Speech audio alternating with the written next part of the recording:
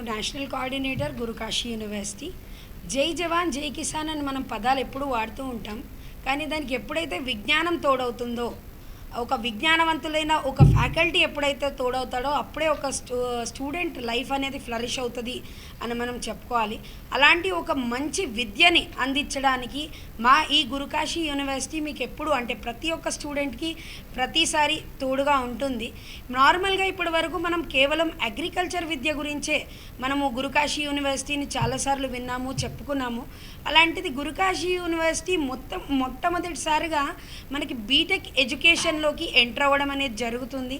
కాబట్టి ఇలాంటి మంచి అవకాశం, ఎప్పుడైతే ఒక మంచి యూనివర్సిటీ విత్ నాక్ A++ అక్రెడేషన్, ఎటువంటి డొనేషన్ లేకుండా, అంటే ఈ పదాన్ని స్ట్రెస్ చేసి ఎందుకు చెప్పుకోవాలంటే మన దగ్గర ఏమవుతుందంటే డొనేషన్లు అనేవి మామూలుగా మనం చూస్తున్నాం. ప్రతి ఒక్క కాలేజ్లో చాలా అమౌంట్స్ తీసుకోవడము, స్టూడెంట్కి బీటెక్ ఇవ్వడము, అయిపోయిన తర్వాత 4 సంవత్సరాలకి ఎటువంటి ప్లేస్మెంట్ స్టూడెంట్స్ ఇవ్వకుండా మన అమీర్పేట్ మార్కెట్ అంటాం, దిల్సుఖ్ నగర్ మార్కెట్లో మళ్ళీ కొత్త కోర్సులు, కొత్త వీటి గురించి స్టూడెంట్స్ తిరుగుతుండడం మనం చూస్తున్నాం.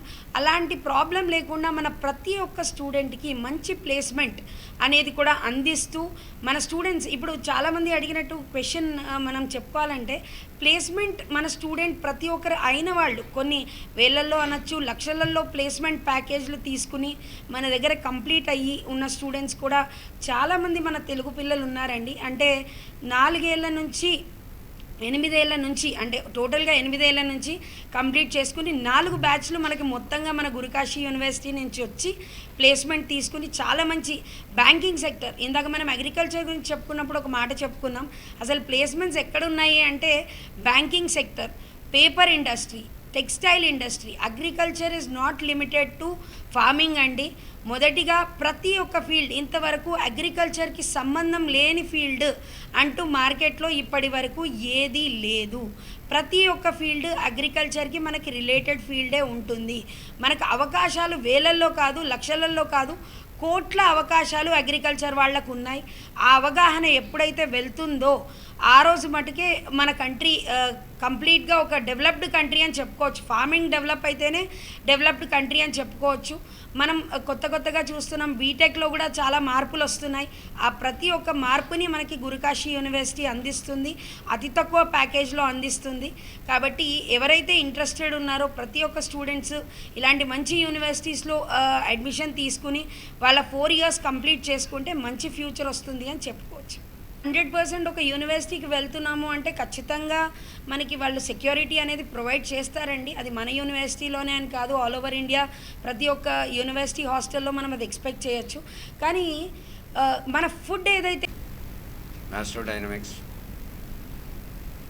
ఎడ్యుకేషన్ అండ్ కన్సల్టింగ్ డెవలప్మెంట్ ఆర్గనైజేషన్ని స్టార్టింగ్ ఫౌండర్.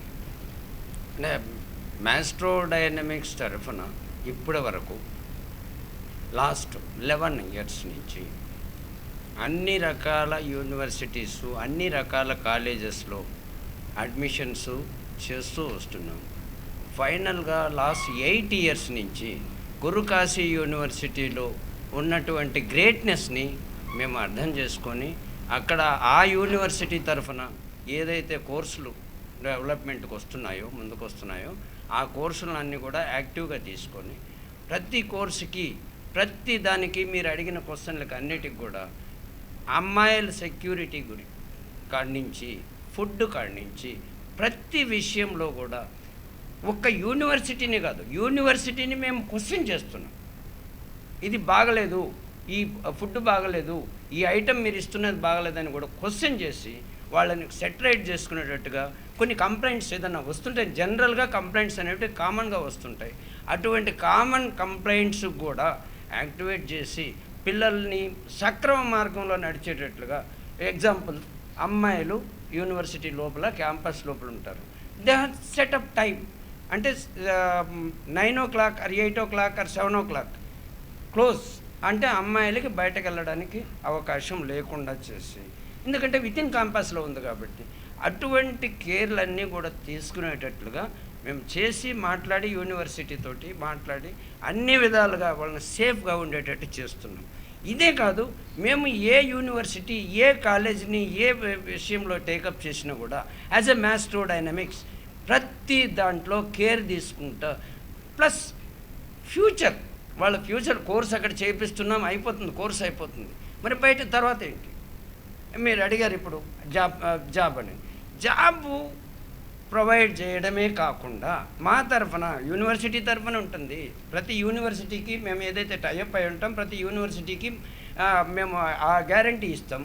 ప్లస్ అది కాకుండా మా తరఫున మేము ఎన్నో ఆర్గనైజేషన్స్ తోటి మీట్ అయ్యి అక్కడ వచ్చేటట్టు చేస్తాం.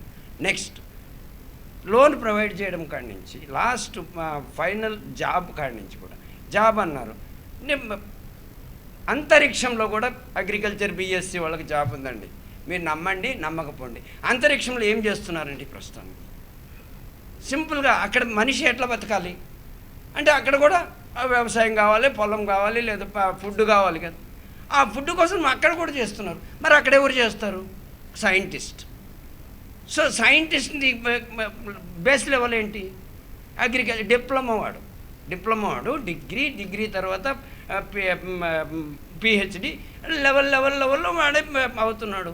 అంతరిక్షంలో మరి ప్రపంచం మొత్తం మీద అంతరిక్షం మీద పడి ఉంది.